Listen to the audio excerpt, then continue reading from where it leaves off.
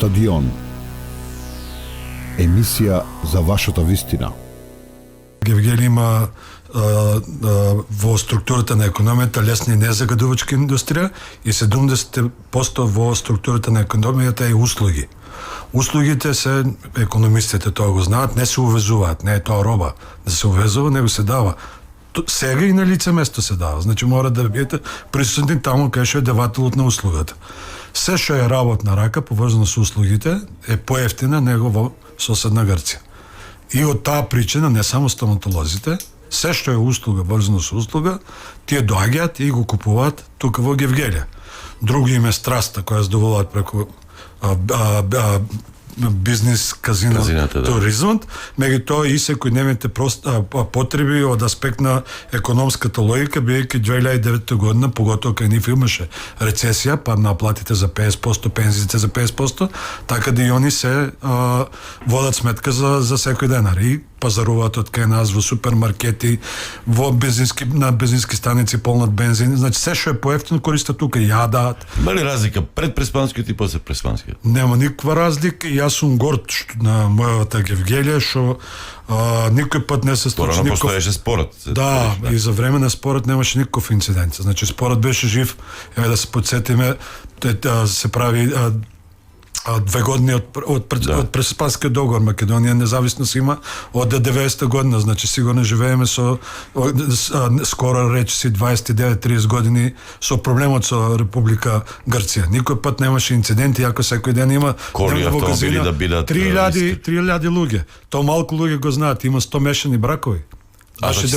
Се преточило и во бракови, тие деца имаат тие деца имаат баби и дедовци и од едната страна на границата и од другата страна на границата. Така да Гевгелија, мисламе, секој пат не случајно го носи презнакот Европска порта, отворена без инциденти, без ништо друго. Знаеме дека сме потребни едни на други и ова што беше, мислам дека Гевгеличин покажа и на излезеноста на референдумот. Имаше трето по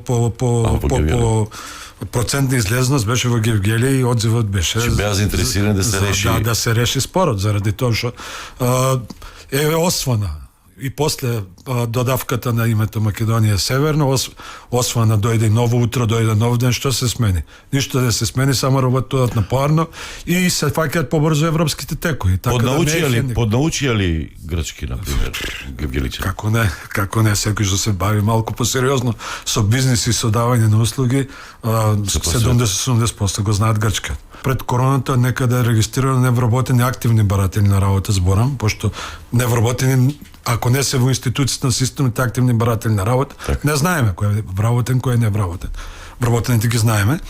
Беа 560, само 560 во фул кризата, во фул кога зборам во периодите кога почна лани на крај година и почетокот на ова година, почна испушкањето, пошто се услужни дејности, јако имаше мерки, голем дел од фирмите беа корисници на 5 пакета на владени мерки, меѓутоа таа бројка достигна негде околу 2000. 850 беа отпуштени само од казинскиот бизнис сектор. Пописот не е направен, имате ли бројки? Колку жители има Гевгелија? Гевгелија градот околу 16.000, општината околу 25.000. Тоа е според последниот попис или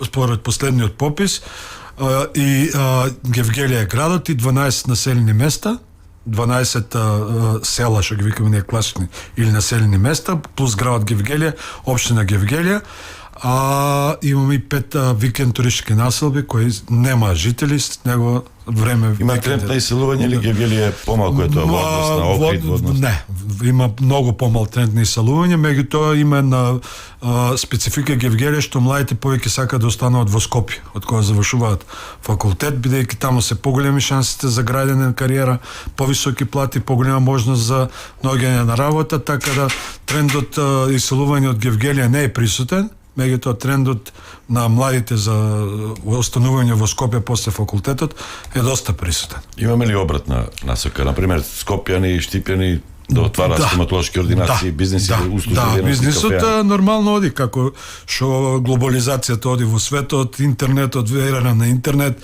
светот е глобално село, Македонија се отворува, економијата е отворена, може да се увезуваат кај што се сака, така и со работната рака и така и со бизнисот. Бизнисот Гевгелија како погранично место, единствена компаративна предност ја има местоположбата, не местоположбата е границата со Грција. И ние сме фокусирани локалниот економски развој е да се користат тие предности.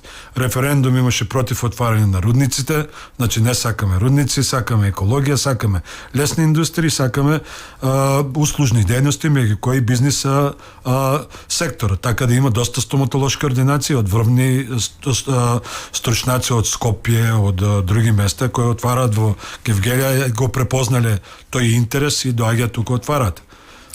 Сашо Поцков, градоначалник на Гевгелија, е наш гостин. Гевгелија во времето на Југославија, 2-3 години, 80-те години, била најбогата или една од најбогатите општини во таа поранешна СФРЈ држава. Кога се, нали, вие сте економист, по глава на жител приходи. Да. Тоа е точно. Тоа е точно, трета општина е била по глава на жител. На што се должело тоа? Веројатно би било вашето прашање или интересот на слушателите. Имаше прво на степено на децентрализација и второ на Југославија имаше повисок степен на децентрализација. Значи, тогаш имаше извршен совет. Аха.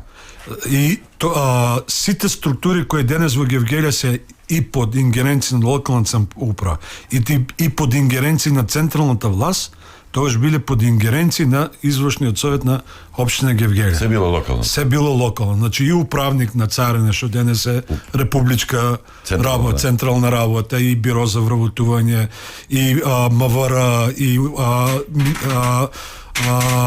болницата, општа болница Гевгелија. Тоа значи се поставувало кадровско екипирање било од страна на општината. Тоа е едната причина. И втората причина е што имало поголем степен на фискална децентрализација, тогаш имаше 3 вида даноци. Сојузен, републички и општински данок. Значи одиме на граница и треба да се плати царина. 33% од износот на тој што треба да ја плати царината оди во Белград, 33,3 оди во Скопје, 33,3 останува во општина Гевгелија. Вие се залагате за поголема децентрализација? Да, јас сум поборник на тоа, го зборам сегде, заради тоа што од казино бизнисот општината не добива ништо. 23% се давачките, кои казино бизнисот ги дава према централната власт. Само вработените персонал. Само вработените. Така и данок на имот, кој се фактурира секоја година, како што вие и јас. Од ДДВ-то? Од ДДВ-то е на централно ниво, се полни, а после тоа по клуч се враќа по 4 параметри, 4,5% на сите општини, се издвојува една маса на пари, па по клуч се распределува од тој куп по 4,5% на секоја општина. Моето прашање е било и на Зел сум го поставил, кај ги бројат, например, грците кога доаѓаат исто купуваат како и јас и вие со ДДВ. Тоа ДДВ го полни 100% централниот буџет, а 4,5% никој не ги гледа, ти не се жители на Гевгелија. Значи, јас сум поборник за да тие што се побогати општини, посилни општини да одат напред, да направиме некој фонд за понеразвиени општини, како што беше во времето на Југославија, Словенија, Хрватска, го полнеа тој фонд, и да ја признаеме можноста кој е посилен да оди напред, да нема систем на уравниловка. Исто така сум поборник на дел од казината давачки 23%, 3% да остане како што е досега за здравство, а од делот што е 20% за централниот буџет да се дели 17% на централниот буџет, 3% на општинскиот буџет. Ајде да тестирам сега колку сте партиски лојален. Дали секојаш ги слушате нивните политики, ги спроведувате и се согласувате со нив? Сега, вчера протестира од бизнес заедницата оние кои што се бават со казино бизнисот. Да. Тие се против овој закон. Вие против сте? Да. Тоа го имате кажано во СДС, партијата? Да се разбереме, не против овој закон, него јас сакам да се изделат казината што се хотели казина со 5 звезди од останатите. Што значи тоа? Мислам, не може бизнес, например, Принцес хотелот, или Фламинго хотелот, или Юго, сега друго име има. Се инвестиции 5-6 милиона евра. Да има ти третман како кладилница, кој е земен дукјан, под кирија 200 евра, 300 евра, се плаќа кирија и да има и третман. Го имате кажано тоа на пратениците, амандмани да поднесат на Министерство за економија. Сум правил и средби сум со министерот Бетичи, сум го донел во Гевгелија, не министерот, него вице-премиерот за економски прашања, Филипче, министерот за здравство, кога беше екот на пандемијата, поборник бев за протоколи правење за можност на грците да доаѓаат во Гевгелија, бидејќи локалната економија на Гевгелија многу е зависна од присуството на грчките државјани во самиот град и во казино бизнисот. Тоа е како круг. Значи, во казино бизнисот има околу 2000 вработени. Плата во казино бизнисот раздвижува локална економија. Тоа што е профит во казино бизнисот е профит за газдите. Давањето на плата, таму има солидни плати. Овозможува на трошење на тие истите пари на вработените од казината во град. Набавки прават од Гевгелија, од Македонија или од Грција, например, за пиење, за јадење? Не, грото од гевгелиски фирми. Од гевгелиски фирми? Да, грото од гевгелиски фирми. Значи не е само казиното, и комплементарно се... Да, тоа е завртен круг, економисти го викаат, по францускиот економист Пердју круг, во центарот се наоѓа некој што раздвижува и после него се редат кругови на сите тие што... Сега се вратија полека, се враќаат обслужуваат. Казината се враќаат во форма? Се враќаат, има Грција има закон, мерка, уредба на грчката влада да влегувањето во Грција биде од 7 сати сабајлен по нивно, тоа е 6 по наше, до 23, после продолжа 1 час, од нек не е укинато. Значи слободно може и да се влегува и да се нема веќе полиција. Да. И пошто они доаѓаат обично 10 сат навечер и треба да чекат до 6 сат сабајлен, за да може да влезат у Грција. И тоа им беше препрека. Иначе за време на викендите, кога не работе они, беа исполнети казина комплексите околу 40 до 50%. Стојане Поцков, реков, била на врвот на тие општини по приход. Сега како стои работата? Сега дали сме во Гевгелија, дали е Гевгелија на врвот на општини по приход во Македонија?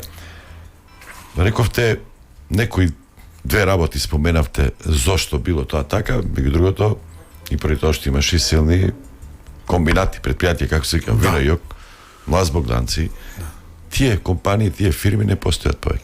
Вие, да кажам за слушателите и за гледачите, сте биле директор на Вино Јок Гевгелија. Да. Вино Јок пропадна. Вие бевте последен директор? Не. 97 година до 99 година, пошто земјоделските комбинати беа изземени од закон за приватизација по Анте Марковиќ и 98 година се носи се Фесала аранжмант во кој државата требаше да добие Фесал 1 аранжмант. После тоа мене во моментот 87% беше собственост на државата Вино Јок. И другото беше акционерско акции има вработените. Со смената на власта 98 година дојде нова власт ВМРО ДПМН со тогаш со Тупурковски, со ДА и го смене представникот на државниот капитал и назначен нов генерален директор и се отиде во процесот на трансформација на сите земјоделски комбинати, не само на Вино Јок, каде што секоја техничко-технолошка целина требаше да биде издвоена и посебно приватизирана. Да појаснам да не ви стои многу така сувопарно, значи во комбинатот Вино Јок имаше и живинарска фарма, и оранжери, и винарија, Што работи од тоа? И конзервната индустрија. Тоа работи живинарската фарма и оранжерите. Винаријата не работи, конзервната индустрија не работи. По кетчап беше позната таа. По кетчап, по сокови Зора, Ништо не се прави од тоа. Ништо не се прави во стечај и за можност да се приватизираат, бидејќи прашањето беше на страници тогаш кој е тоа што би имал интерес да влезе во земјоделски комбинат. Секој би имал интерес да влезе, ако се бави со оранжерско производство, да влезе во оранжерија, ако се бави со живинарство, да влезе во живинарската фарма. Така на тој начин Вино Јок беше поделен на 11 дела. Испадна дека тоа е погрешно. Испадна, ама секаде тикваш на пример. Целина сега е веќе друга ситуација, иначе и тикваш на истиот модел. Ова прашав затоа што ако сте биле не толку успешен директор во Вино, зашто биле успешен градоначалник, ме разбирате, од аспект на менеджирање. Сте биле представник во Прага, со Мијалков се сретнавте таму? Еднаш, два пати така на видување. Прага е голема, сигурно околу 2 милиона жители, меѓутоа како македонци во исто време се погодивме тоа време. И јас еднаш или два пати мислам. Владко Видимче, Мите Крджов. Значи ти нешто вие ми? Тие се мои партиски другари. Другари, ама кога станува збор за конкуренција, нема другарство. И нивните имења се споменуваат за кандидати за градоначалник. СДСМ од секогаш е била демократска партија и слоганот сега што одиме на избори да го избереме најдоброто и се слагам дека треба да биде избрано најдоброто. Колку кандидати има се? Завчер имаше брифинг, реков Николовски, кажуваше по општини. 500 и нешто за... Не, колку има за Гевгелија? Па не може да ви кажам точно заради тоа што до петти, до понеделник се поднесуваат кандидатурите. Значи предложени може да ви кажам околу 30 не има во Гевгелија. За градоначалници? За градоначалници, али не значи сите предложени дека прифаќаат сами лично. До пети треба програма. До пети треба да поднесат програма. Тоа значи поднесување на програмата е знак дека сериозно сте заинтересирани за... Да, ма сега кјорици со непосредно гласање по СМС, целото членство во Гевгелија. Тоа е демократијата, тоа е СДСМ. Нема... Може и Крджов да победи, може и, а после на извршен сепак да одлучи Поцков. Не, мислам дека анкетите... Анкети и гласање. И гласање, дека партијата тука си има механизам на таа сета работа и ќе биде одбрана најдоброто. И без разлика кој ќе победи, јас мислам дека ќе се биде победник и идниот градоначалник ќе биде од редовите на СДСМ Гевгелија, во Гевгелија, идниот градоначалник на Гевгелија ќе биде од редовите на СДСМ. А добро, и лекар кај вас се споменува Крджов, лекари кај ВМРО, Патрик Мат. Да, и многу лекарите сака да... Тоа што може би се должи на ова, на времето што го одминавме, година и пол пандемија, друго, трето, многу непосредни контакти со луѓето, многу пружење медицински помош и пружење на совети. Јас имам високо мислење за двајцата како лекари и не гледам конкуренција и Патрик Мати било што не во смисла да како политички противници, него имам високо мислење за двајцата како лекари за лекарската фелда и тие се мои сограѓани и пријатели. Конкретно со локалните проблеми ќе почнеме, меѓутоа пред тоа две работи што ви се споменува најчесто во овој мандат, барем од она што читав, последното е дека сте вработиле пријателка, тоа е на совет. Ви го поставиле како прашање во Струмица. Не е поставено на совет, на пресконференција. Како прашање? Да, како прашање на пресконференција, вработена е, избрана е на база на конкурс и ако има интерес ќе остане во општината, единствено беше пријавена, ако нема интерес ќе замени на друго место на работа или во Скопје, пошто она иако Струмица живее во Скопје, или ќе си даде отказ. Од вработувањето. Имате оглас за раководител на фонд за здравство или пензиско. Добро. Во конкурсот пишува албанец. Има ли албанци во Гевгелија? Па јас колку што знам имаше една фамилија, ама одамна иселена. Пред 10 години, пред добри 15 години. Ова е точно со конкурсот, дека албанец се Па испадне и тоа во телевизија на медиумите. И за вашата сопруга многу добро и оди бизнисот со осигурувањето, затоа што вие сте и сопруг. А вие, порано и вие сте работиле во осигурување. 10 години таму работев. Во осигурителна полиса, за ваша информација. Осигурителна на Осигурителна полиса, да, тоа е акционерско друштво. За ваша информација, мојата сопруга, тоа секој може да го провери, и тие што ја сака да ја чуат вистината, работи како администратор на фиксна плата и не знам кај би можел добро да оди бизнисот во приватна фирма кај што не е акционер, кај што работи за плата. Може би добро оди бизнисот на осигурителна полиса, јас сакам да оди бизнисот на сите добро во Македонија, а на крајот се знае логиката, нели? 100 лева ако си акционер, си добиваш дивиденда. Да. Нито акционер, нито е ништо. Имаме прашање, сите надписи на стоматолошките ординации се на грчки. Да, јас тоа го зборев кога бев пратеник. За ваша информација бев 2 мандата пратеник. 2014-2016 влеговме само во парламент, знаете, после Пржина, 1 септември 2015 и малку имавме тој мандат. Вториот мандат 2016 не го дочекав, до крајот не го извршува, бидејќи 2017 ко прекинав и заминав за градоначалник. И кога беа најголемите превирња кои текнаа од 2017 јануар, февруар, март, кога вика опозицијата сегашната тиранска платформа, друго, трето, надписи, демек во Гевгелија ќе се учело на албански, и јас тогаш им кажав дека едноставноста на животот, економската логика, луѓето бараат чајре, секој сака стандард. 21 век не е век на омразија, таа тема национализмот е поразена. 21 век е век на квалитет на живот. Затоа и ме прашавте вие, дали луѓето знаат грчки? Да, знаат. Тоа е неопходно за да прават пари, за да прават бизнис. Не смета на никој што се напише на ординацијата на грчки. Зборуваме за заштита на јазикот и поштовање на закон. Па ја тоа го кажав, во време на ВМРО се тие. Да, ба што промените сега како градоначалник? Како градоначалник има и на македонски. Значи, можност, освен на македонски, можно нека му стои и на надписот и на грчки, исто и за казината, исто и за друго. Друго прашање, што стори општината за да продолжи да работи скијачкиот центар Кошов? Тоа не е под ингеренција на општината, таа е приватна иницијатива. Приватна иницијатива на приватна компанија задолжена во банки и скијачки центар пропадна, отиде во стечај. Значи да не мешаме работи, често пати Гевгелија имаше интерес, има интерес сигурно економски. Има интерес, меѓутоа многу е битно кој го води бизнисот и кој влегува во таа работа. На пример, ако влезе сериозен инвеститор со малку повеќе пари, пошто кога зборам јас за хотели, ви зборам за цифри 50, 60, 70 милиона евра. Хотели.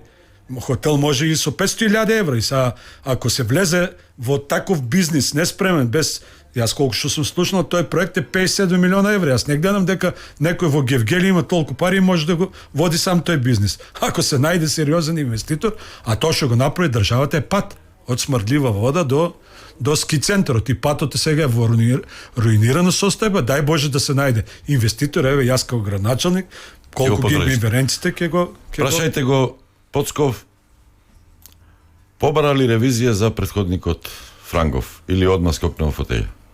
Или тоа беше само за предизборни? Никој пат предизборно не сум кажал дека ќе побарам ревизија. Ревизијата, јас сум доволно стручен како економист, не викам дека ги знам, ги познам сите работи, и единствено кај што може да изврши ревизија, да биде неутрална, е на Државниот завод за ревизија. Меѓутоа таму работите одат поспоро. Ние побаравме ревизија за пазарот како проект, не конкретно за работењето на претходниот градоначалник, него за неколку проекти што сметавме дека не се во ред. И најавата е дека до година ќе биде ревизијата, во план ќе видиме на таа ревизија. Стадион. Емисија за вашата вистина.